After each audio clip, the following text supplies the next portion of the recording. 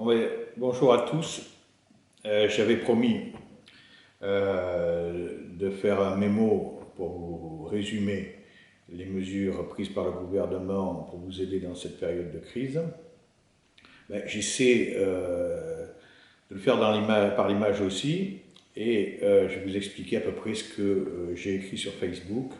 Et pour les plus feignants, vous regarderez cette vidéo et ça sera plus facile. Alors il faut que j'aille vite parce que on est en période de confinement, donc en période de crise, les gens sont un petit peu excités autour de moi, donc il faut que je fasse vite. Et je suppose que c'est pareil chez vous, hein, on n'a pas toute la latitude que l'on souhaiterait. Bon, d'abord, bonjour à tous les copains, ceux qui me suivent, etc. Et bonjour aux confinés, hein, un confiné parle aux confinés. Alors, je vais d'abord brosser un tableau d'ensemble. Pourquoi, tout d'un coup, tout cet argent? En définitive, c'est ce qui vous rend incrédule. Vous vous dites, ben, je ne vais pas faire de demande, je ne vais pas aider, parce qu'on nous a expliqué pendant des mois, à l'occasion des retraites, qu'on n'avait pas un sou, et tout d'un coup, ben, nous sommes riches, demandez 3 000, demandez 10 000, demandez 20 000, et vous aurez. Donc vous êtes complètement incrédule, et vous n'allez pas faire les démarches nécessaires, vous n'y croyez pas, vous croyez que tout ceci est de la propagande. Ça pourrait l'être, sauf quand même qu'il y a des signes avant-coureurs qui sont encourageants, et je vais vous dire lesquels. Alors, vous savez que moi je suis un anti-macronien primaire. Mais lorsqu'il y a des choses bien et qui sont surtout susceptibles de vous profiter, je les dis parce que je m'inquiète pour vous. Alors qu'est-ce que c'est qui est bien? C'est que tout d'un coup, cet État est arrivé à ses fins. Ça fait 30 ans que nous autres, Français qui sommes les mauvais élèves de l'Europe, ne nous cachons pas, essayons de faire sauter ces seuils de rigidité monétaire. On n'a pas le droit, si vous voulez, de faire du déficit budgétaire de plus de 3%. Et à l'occasion du alors Corano c'est la bière, non, Corona c'est la bière, donc coronavirus, si vous voulez, ou Covid-19, on est arrivé à faire sauter tout ceci. Il y a eu une décision de la Commission européenne du 20 mars qui a abandonné les critères de rigueur budgétaire de 3%, qui a permis aux États de financer l'industrie, et tout d'un coup, nous sommes riches. C'est pour ça que vous voyez l'Allemagne qui vient de financer sur ses fonds et avec des fonds européens à hauteur de 1000 milliards. 1000 milliards, hein. Le budget de la France, c'est 400 milliards, je ne sais pas si vous imaginez. Les États-Unis viennent de financer à hauteur de 2000 milliards. Et nous avons les seules mesures prises qui sont prises aujourd'hui coûtent 300 milliards, c'est-à-dire une grande partie de notre PIB annuel. C'est comme si demain, vous faisiez l'avance du tiers de ce que vous avez. Bon. Alors, il faudrait que je parle avec les mains, parce que les avocats parlent avec les mains, si vous voulez, finalement, ça brouille les choses plutôt que ça les facilite.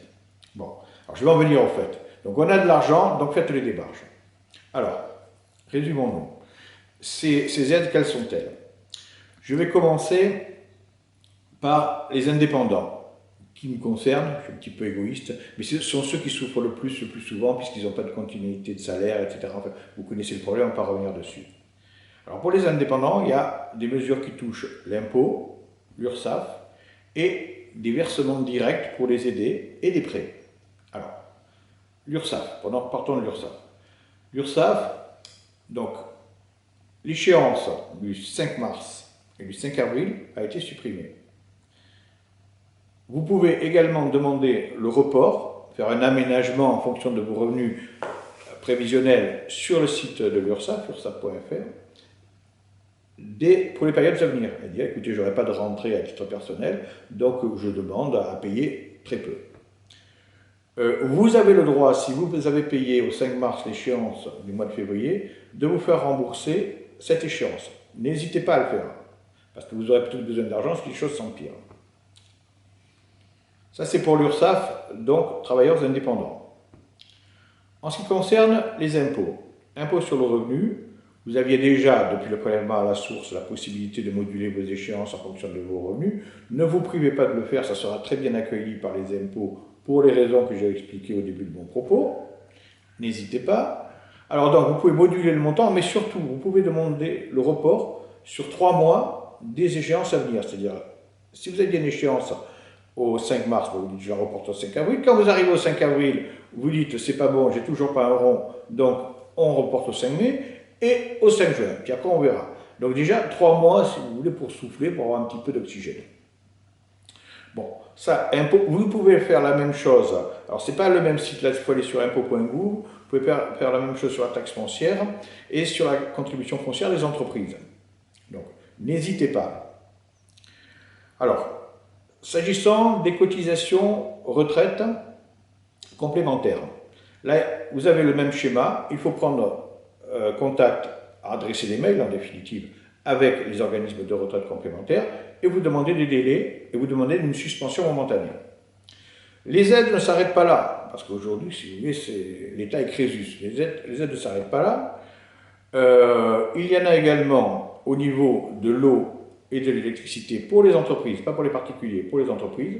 Vous pouvez demander, alors d'ores et déjà, il y a une suspension des prélèvements, logiquement, qui a été mise en place pour ce mois-ci et pour le mois prochain. Vous pouvez demander un étalement, comme pour l'URSSAF, sur les mois à venir. Alors, je ne vais rien oublier. Alors, j'ai dit l'eau, l'électricité, les loyers, idem. Les loyers, il faut prendre contact avec votre, je parle des entreprises là encore, hein, avec votre bailleur et demander l'étalement. On ne peut pas de toute façon, il y a un texte qui a été, un décret qui a été pris, on ne peut pas de toute façon résilier votre bail, prendre la moindre mesure d'exécution contre vous du fait d'une échéance de loyer impayé. Tout ceci est impossible aujourd'hui, vous êtes complètement garanti à ce niveau-là. Donc j'ai fait les loyers, j'ai fait l'eau, l'électricité, j'ai fait l'URSSAF, j'ai fait les impôts, passons au crédit. Alors là, c'est la chose la plus intéressante.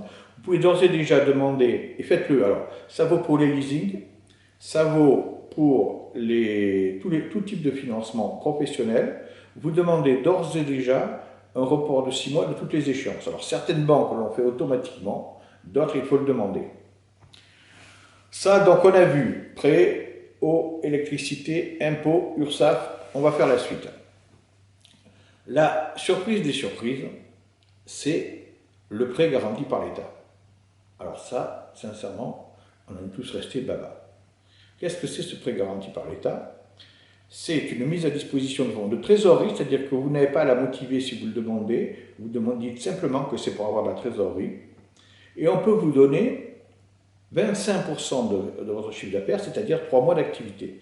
Je dis bien de chiffre d'affaires, et vous allez voir pourquoi c'est important. Parce que ce prêt va être basé uniquement sur votre chiffre d'affaires.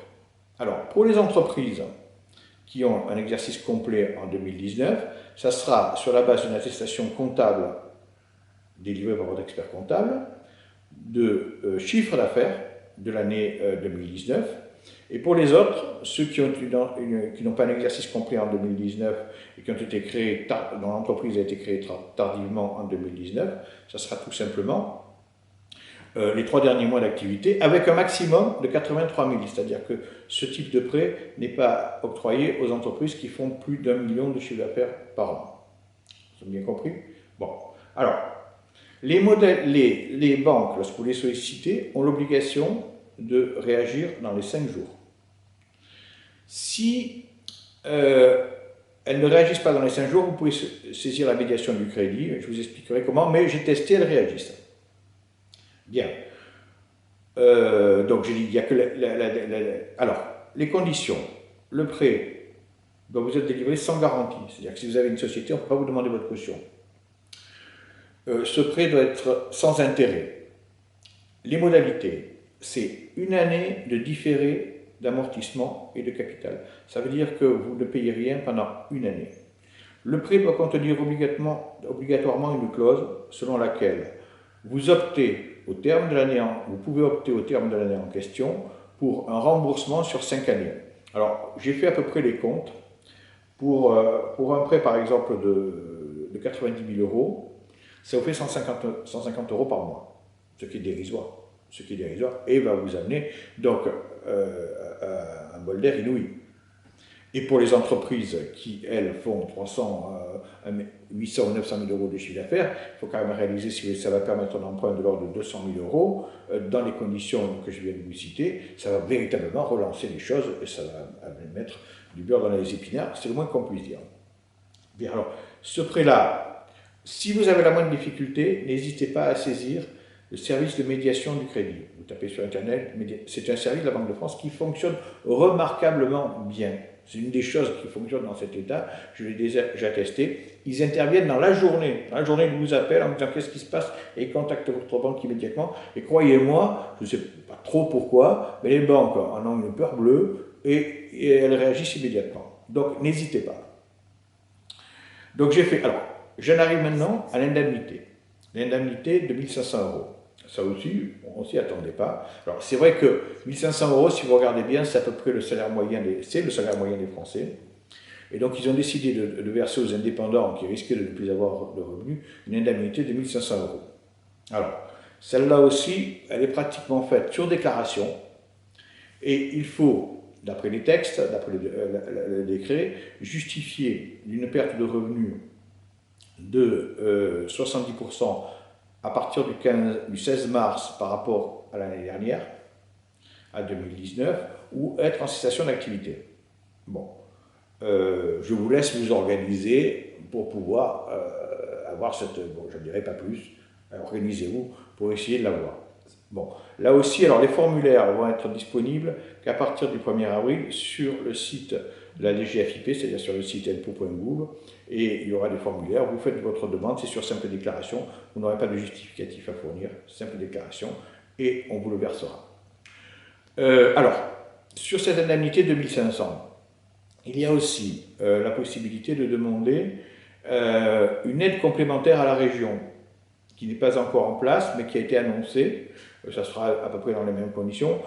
Alors, il ne faut pas trop se fier à ce que l'on trouve sur Internet, parce que j'ai tendance, si vous voulez, à voir que, ou plutôt je vois qu'il y a une forme de parano toujours qui s'instaure, et que les conditions réelles sont accentuées par les sites Internet, c'est-à-dire qu'on trouve des conditions qui normalement ne sont pas requises par le texte, et tout d'un coup on vous dit il faut vous justifier de ceci, justifier de cela, alors que ça n'est pas prévu par les textes. Donc si vous avez la possibilité, n'hésitez pas à me questionner sur Internet, j'ai dit que je répondrai et je répondrai. Si vous avez un doute, si vous avez un rejet, un refus quelconque, n'hésitez pas. Dans cette période de confinement, je me mets à votre disposition. Je ne voudrais rien oublier. Alors, il y a aussi des mesures pour les particuliers. Pour les particuliers, qu'est-ce qu'il y a? Il y a pour les gens qui, malheureusement, devaient être expulsés de leur domicile, bon, vous savez que la date limite, hein, c'est le 31 mars, elle est repoussée au 31 mai, au 30 mai, hein, 31 mai. Bon.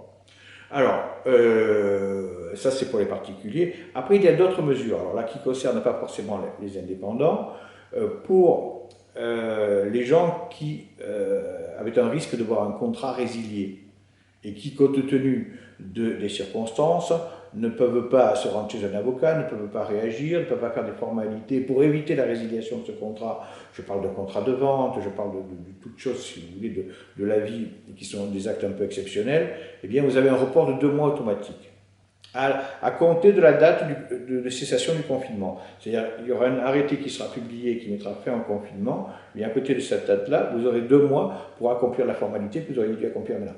Alors ça vaut pratiquement pour tous les actes de procédure qui me concernent. Par exemple, si je devais faire quelque chose au 16 mars, eh bien, si vous voulez, il est reporté à la fin de la date du confinement, et à ce moment-là, j'aurai plus qu'un jour, si vous voulez, pour le faire. Bon. Donc, et de toute façon, le délai maximum pour accomplir ces actes est fixé à 2 mois. Alors, je ne comprends pas très bien, si vous voulez, pourquoi il faut respecter le délai, et que le délai recommencera à courir après la fin du confinement, et comment on peut avoir un délai maximal sur 2 mois, mais enfin tout ça, si vous voulez, peut-être sera précisé. Pour le moment, je ne comprends pas très bien. Enfin, c'est pas grave, je vous cite les textes. Alors, il y a aussi pour les syndics de copropriété des textes qui disent que, puisqu'ils ne peuvent pas tenir les réunions de copropriétaires, eh bien, les contrats de syndic sont renouvelés automatiquement, ce qui venait à échéance dans cette période. Il y a aussi ça peut concerner les indépendants qui emploient, toutes les dispositions relatives au chômage partiel. Alors ça, c'est très très important, très très important. Alors, le chômage partiel, le gouvernement a permis d'y recourir de façon massive et avec des formalités allégées. Donc, Vous savez que le salarié n'a rien à faire.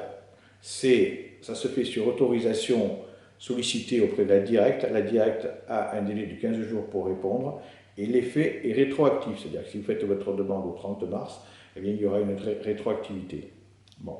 La prise en charge, vous devez payer son salaire au salarié, et par contre, le salaire, par contre, vous êtes remboursé en tant qu'employeur à hauteur de 85%. Bon. Alors, n'hésitez pas à le mettre en marche. Vous pouvez le faire pour une durée de 2 mois. Il faut le faire parce qu'on ne sait pas ce qui va se passer. Et ceux qui l'auront fait trop tardivement, eh bien, vont se voir, il suffit qu'ils aient 3-4 employés qui ne peuvent plus travailler, ils n'ont pas sollicité le chômage technique, et de suite, c'est des charges qui risquent de les étrangler complètement. Donc, n'hésitez pas d'y recourir, même si c'est un peu prématuré, vous pensez que ça va repartir, ça ne fait rien. Allez-y, foncez. Il y a aussi une mesure qui a été prise qui est intéressante, c'est, vous savez, cette fameuse prime Macron avait ces 1 000 € que Macron avait décidé de donner à tous salariés. Alors, il avait demandé aux entreprises de donner 1 000 € à tous les salariés à l'époque des Gilets jaunes. Alors, vous avez la possibilité, vous, de donner cette prime maintenant, même si vous n'êtes pas dans l'une des professions qui était touchée par le mouvement des Gilets jaunes. Alors, elle est intéressante, ça peut permettre, si vous voulez, de vous aider ça aussi, parce que elle est défiscalisée pour le salarié et elle ne contient pas de charge sociale pour vous. Donc, si vous cumulez, si vous êtes astucieux, vous cumulez le chômage technique.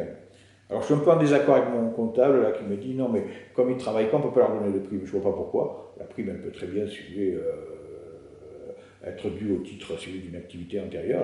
La prime c'est annuel, hein, c'est pas mensuel. Donc, je peux très bien la donner maintenant, d'après moi.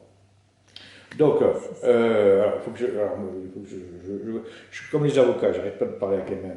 Si on me mettait dans l'eau, moi, vous me faites parler, j'avancerai tout seul, je n'ai pas besoin de nager. Alors, continuons.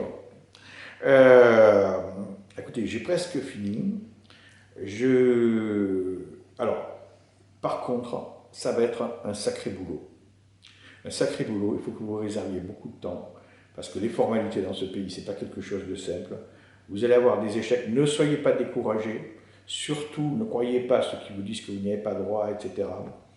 Prenez du temps puisque vous êtes confiné, mettez-vous devant votre ordinateur, battez-vous pour obtenir toutes ces aides, parce que je pense que l'économie, compte tenu de l'argent qui est insufflé, hein, je vous l'ai dit au début de mon intervention, va repartir de plus belle, et ce sont ceux qui auront ménagé des positions qui demain en profiteront. Ne soyez pas dans cette position qui consiste toujours à dire c'est pour les autres et pas pour moi. Non. Cette fois, faites l'effort, il y a vraiment des possibilités. Je reviendrai vers vous lorsque je pense que ce sera nécessaire. En tout cas maintenant, bon appétit, bon confinement. Attention, il y a 36% de violence conjugale en plus, donc on se calme. Si vous voulez, quand ça ne va pas, vous allez prendre un bain, vous sortez un peu sur le balcon, vous mettez à la fenêtre, remettez-vous à fumer, ça calme, et puis vous arrêterez après. Allez, à bientôt. Ciao.